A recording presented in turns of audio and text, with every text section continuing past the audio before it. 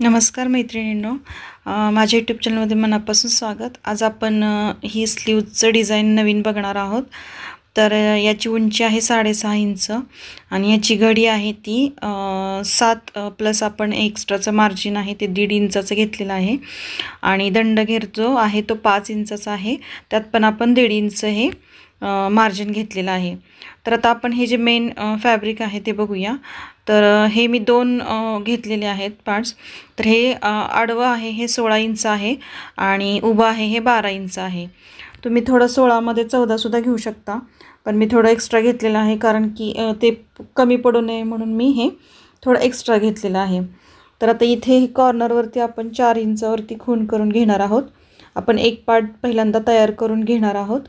तर ह्या 4 इंचाच्या पुढे आपल्याला 2-2 इंचावरती अशा खुणा करून घ्यायच्या आहेत। जिथे आपण प्लेट्स घेणार आहोत त्या 2-2 इंच म्हणजे त्या 1-1 इंचाच्या प्लेट्स तयार होणार आहेत। अशा आपण 4 प्लेट्स घेणार आहोत या कापडामध्ये आणि या उंचीला आपल्या 4च प्लेट्स येणार आहेत। आणि मोठी जेव्हा स्लीव्ज आपण तयार करतो त्यावेळेस आपल्याला साधारणतः 6 ते 7 प्लेट्स येतात। तर ही छोटी स्लीव्ज आहे 6.5 इंचाची, म्हणजे 6 इंचाची तयार होणार आहे।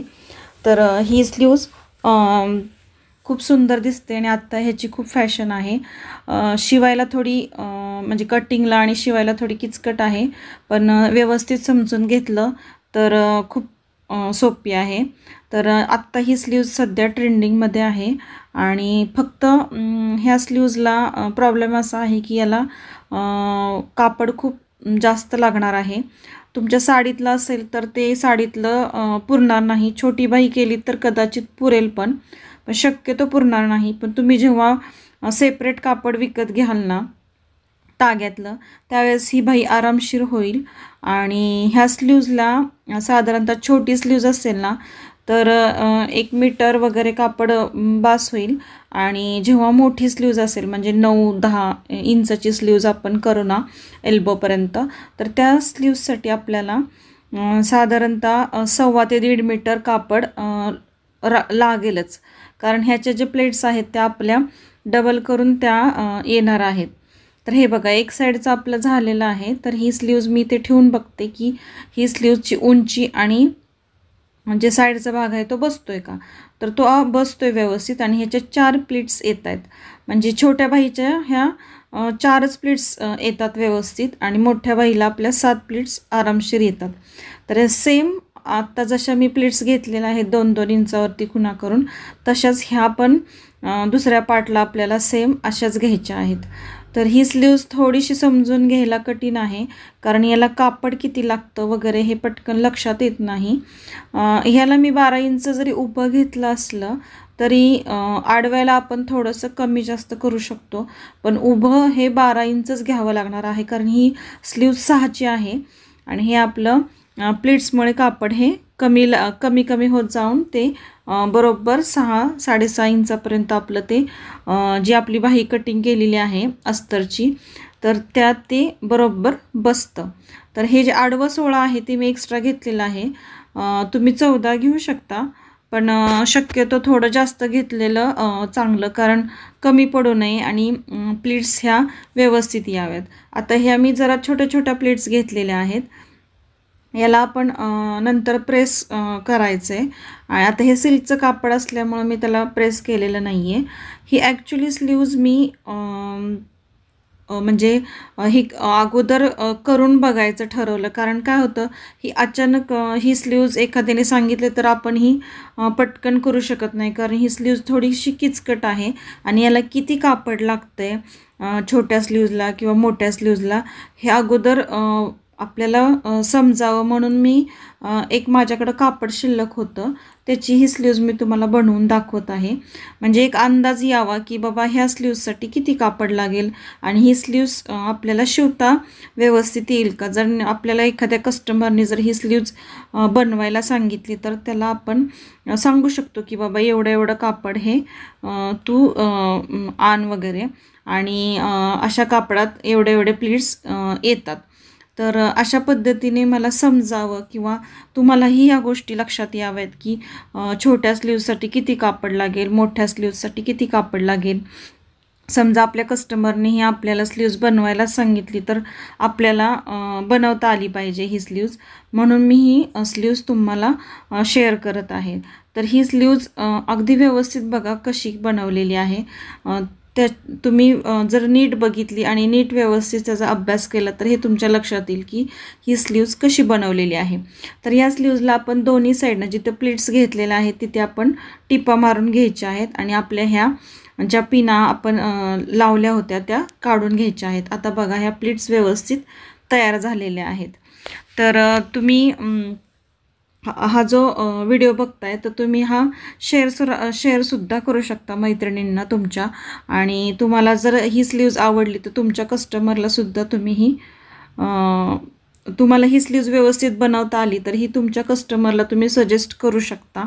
आणि ह्याचे थोडेसे आपण पैसेसुद्धा जास्त घेऊ शकतो, कारण ही स्लीव्ज बनवायला तशी अवघड आहे. तर हे बघा आता ही स्लीव्ज आपले प्लेट्स तयार झालेले आहेत आणि आता आपल्याला हे व्यवस्थित एकावर एक ठेवून बघायचे आहेत. तर आता हे एकावर एक ठेवल्यावरती व्यवस्थित येत आहेत.